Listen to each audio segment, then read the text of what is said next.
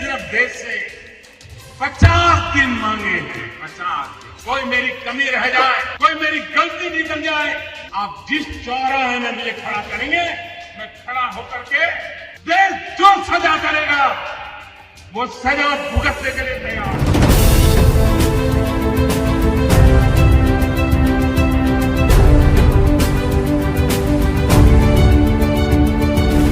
मोदी काय फायदा करायला, मारायला माणसाला। लय बेकार वर्ष होते ते, धंदे पण झाले होते सगळे, लोक सगळे परेशान होते तेव्हा। हा निर्णय एकदम चुकीचा आहे। त्याचा इफेक्ट आज नाही, अजून 5 वर्ष पुढे सुद्धा राहणार आहे।